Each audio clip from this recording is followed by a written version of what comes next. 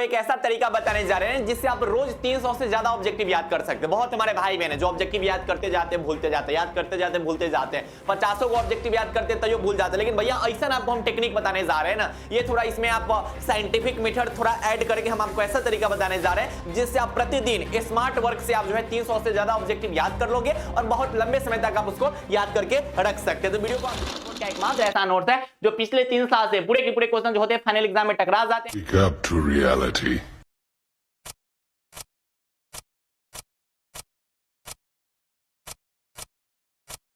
सबसे पहले मैं यहाँ पे ना एग्जाम्पल के थ्रू समझाता हूं। मान लीजिए कि हम यहाँ पे ऑब्जेक्टिव ला दिए कि भैया हम ही तुमको याद करके बताते कि भैया ऑब्जेक्टिव कैसे याद किया जाता है। सबसे पहले ध्यान से समझिएगा, ऑब्जेक्टिव याद करने के कुछ तरीके होते हैं। मैं आपको ना एग्जाम्पल के तौर पे समझा रहा हूं कि चलो मेरे भाई की मान लेते हैं कि कोई स्टूडेंट है जिसको केमिस्ट्री का 50 को ऑब्जेक्टिव याद करना है। आप लोग क्या करते हो कि आपके हाथ में गेस पेपर आता है और गेस पेपर का लाइन से पूरा ऑब्जेक्टिव जो है रटने लगते हो। एक बार में 200, 250, 300 ऑब्जेक्टिव क्वेश्चन एक के बार में आप रटने लगते हो, 150 एक के बार में रटने लगते हो। ये कोई तरीका नहीं होता है, ये थोड़ा साइंटिफिक आपको जो है मेथड यूज करना पड़ेगा कि अपने माइंड को थोड़ा कम वर्कलोड दो। अगर माइंड को कम वर्कलोड दोगे ना तो माइंड जल्दी किसी चीज को कैप्चर कर लेता है। तो पहले क्या करना है ना कि मान लेते हैं कि किसी स्टूडेंट को 50 को ऑब्जेक्टिव याद करना है, तो अपने माइंड को काम क्या करना है कि उसको पार्ट्स में डिवाइड कर दो। भैया उसको 2 पार्ट में डिवाइड कर लेंगे। सबसे पहले माइंड को भैया 25-25 को ऑब्जेक्टिव कर देंगे कि भैया हमको एक बार में 25 को याद करना है, फिर एक बार में 25 को याद करना है। ठीक है, यानी कि जब भी किसी वर्क को आपको करना होगा ना तो उसको पार्ट बाय पार्ट डिवाइड करके कीजिए। ठीक है, इससे क्या होगा ना कि माइंड को वर्कलोड कम फील होगा। जब माइंड को कम वर्कलोड फील होगा ना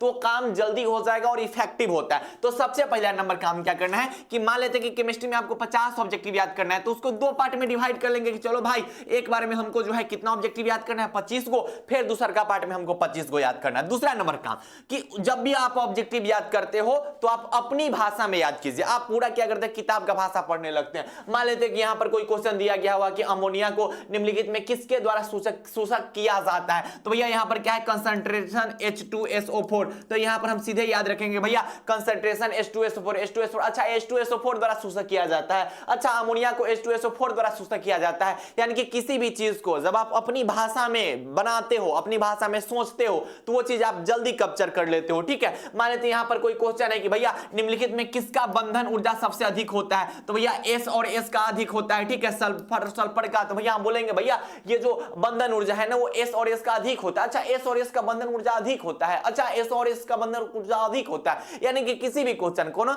आप अपनी भाषा में, उसके बाद क्या करना है कि जब भी आप ऑब्जेक्टिव क्वेश्चन याद करना तो हाथ में आपके पेन जरूर होना चाहिए। ठीक है, एक रफ कॉपी होना चाहिए और एक पेन होना चाहिए। जो भी आंसर है उसको लिख लेना। ठीक है, जैसे H2SO4 तो आप H2SO4 लिख लेना। ठीक है, और इसको रटते रहना है कि भैया H2SO4 द्वारा शोषक किया जाता है, H2SO4 द्वारा शोषक किया जाता है, अमोनिया को H2SO4 द्वारा शोषक किया जाता है, S और S का बॉन्ड होता है, S और S का बॉन्ड होता है, S और S का बॉन्ड होता है। यानी कि जब आप पेन से किसी चीज को लिखते रहते हैं ना तो ज्यादा लंबे समय तक आप जो है उसको याद करके रखते हैं और उसका फिगर जो होता है वो माइंड में कैप्चर हो जाता है। भैया उसने कहा था कहानी 1915 ईस्वी में प्रकाशित हुई थी। अच्छा उसने कहा था कहानी 1915 ईस्वी में प्रकाशित हुई थी। अच्छा उसने कहा था कहानी 1915 ईस्वी में प्रकाशित हुई थी। भैया उसने कहा था जो कहानी जो है किनके द्वारा लिखा गया हुआ है, तो अच्छा चंद्रधर शर्मा गुलेरी जी द्वारा लिखा गया हुआ है। तो ऐसे ना किसी चीज को अगर आप लिख लिख के पढ़ते हो ना, अगर आपके हाथ में कलम रहता है और कलम से किसी रफ कॉपी में लिख लिख के पढ़ते हो, उसको 3-4 बार अगर आप दोहराते हो तो वो समय तक, वो लंबे समय तक आप उसको याद करके रख सकते हैं। तो सबसे पहले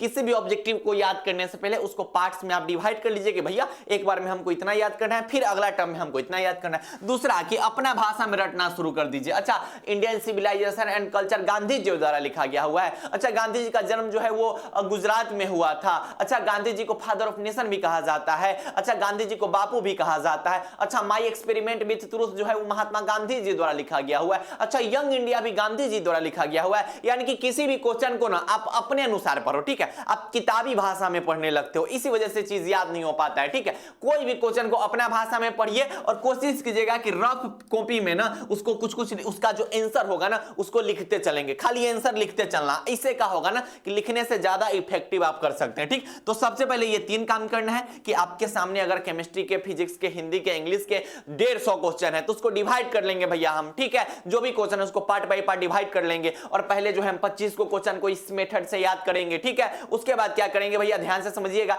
ऐसा अगर आप करते हैं ना, मेरी बताई गई तरीकों अगर आप फॉलो करते हो ना भैया, तो एक सब्जेक्ट में आप 50 से 60 क्वेश्चन याद कर लोगे, यानी कि 5 सब्जेक्ट में डेली बेसिस पे जो है वो कितना क्वेश्चन आप याद कर सकते हैं, यानी कि डेली बेसिस पे 250 से 300 ऑब्जेक्टिव क्वेश्चन आप आसानी से याद कर सकते हैं, ठीक है। अब काम क्या करना है आपको कि जब लगे कि भैया 2500 क्वेश्चन जो है हम अपना भाषा में पढ़ लिए, रट लिए, पेन से लिख लिख के पढ़ लिए, तो उसका आंसर लगे कि याद हो जाए, तो नहीं होता कि अपना से ढक लेते उसके बाद सुनाते, अच्छा उसने कहा था कहानी कब प्रकाशित हुई थी, 1915 ईस्वी में प्रकाशित हुई थी, अच्छा इंडियन सिविलाइजेशन एंड कल्चर जो है एक एस्से है, ऐसे कर करके आपको 2500 क्वेश्चन खुद से सुनाना है। अगर आप सुनाते हैं, मान लेते हैं कि आप 25 क्वेश्चन जो है जो याद किए हैं केमिस्ट्री का उसको सुनाए हैं, उसमें से आप 5 गो क्वेश्चन का आंसर आपसे गलत हो गया है, यानी कि 20 गो आपसे याद हुआ है, इस 5 गो क्वेश्चन को ना टिक कर लेना, ठीक है। 5 गो क्वेश्चन गलत हो गया तो उसको टिक कर लीजिएगा, ठीक है। तो जो भी रॉन्ग क्वेश्चन आपसे होगा ना उसको टिक कर लीजिएगा। हम कह रहे हैं ना कि इस मेथड का आप यूज कीजिए और यूज करके आप ऑब्जेक्टिव याद कीजिए। बोल रहे हैं कि कोई भी ऑब्जेक्टिव क्वेश्चन आपसे बचा नहीं रह जाएगा, पूरा का पूरा ऑब्जेक्टिव क्वेश्चन आपसे याद हो जाएगा। उसके बाद क्या करना है कि इस काम को करना है। हमारे बहुत भाई बहन होंगे जो इस काम को कर भी रहे होंगे, जो इस चैनल से बहुत लंबे अरसे से जुड़े हुए हैं। ये मॉर्निंग 30 मिनट प्लान मैं हर साल बताता हूं और हर साल बिहार बोर्ड के या हजारों भाई बहन इसको फॉलो करते हैं। बहुत भाई बहन होते हैं जिनका कहना होता है कि भैया हम तो है ना सब्जेक्टिव याद करते जाते, ऑब्जेक्टिव याद करते जाते हैं, उसको भूलते जाते हैं, हम तो इतना याद किए उतना याद किए हैं, लेकिन फिर कल चल के उसको देखते हैं तो लगता है कि भैया हम भूल गए हुए हैं। ऐसे भाई बहन जो भी आप याद करते हो ना उसको मॉर्निंग में आप नहीं एक बार देखते हो, जिसकी वजह से आप उस चीज को जल्दी भूल जाते हो। जो भी चीज आप याद करो, मान लेते हैं कि कोई स्टूडेंट है जो आज क्या किया कि ऑल सब्जेक्ट मिला के उसने 200 ऑब्जेक्टिव क्वेश्चन को प्रैक्टिस किया, याद किया। उसमें से पता चल रहा है कि भैया 40 को ऐसा क्वेश्चन था जिस पर उसको टिक लगाया गया, यानी कि जो क्वेश्चन उसे गलत हुआ था, ठीक है, जो खुद को वह सुना नहीं पाया था। इस 40 को क्वेश्चन को क्या करोगे, जब बिहान भेले जब उठोगे ना, तब बिहान भेले का जब सबसे पहला आपका पढ़ाई रहेगा, उस सबसे पहला पढ़ाई में आपको जो है इस 40 क्वेश्चन को देखना है। याद मत करने जाना, बस एक झलक आप उसको देख लेना। इतना काम कर लो। उसके बाद पता है क्या हुआ, अब आपने क्या किया कि 200 ऑब्जेक्टिव क्वेश्चन याद कर लिया।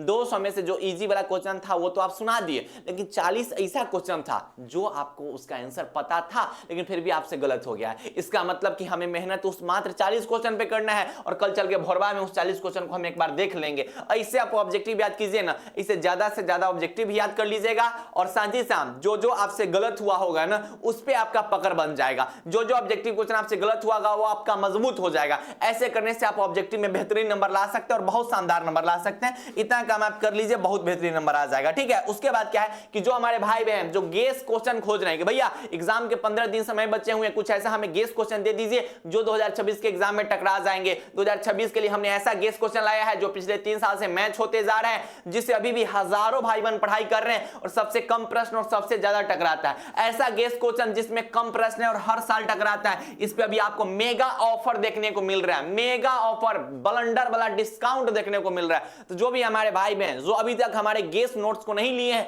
गेस क्वेश्चन को नहीं लिए, एक बार जाइए और आप जो है नीचे दिए गए नंबर पे आप मैसेज करके जो है उस नोट्स को ले लीजिएगा, उस गेस नोट्स को ले लीजिएगा जो कि हर साल टकराता है, पिछले 3 साल से टकराते आ रहा है। इसी वीडियो के डिस्क्रिप्शन बॉक्स में आपको कुछ वीडियो का लिंक मिल जाएगा जहां पे हम लोग लाइव आके दिखाए हुए कि भैया ये सभी के सभी क्वेश्चन हमारे जो है वो टकराए हुए, आप जाके देख लीजिएगा, ठीक है।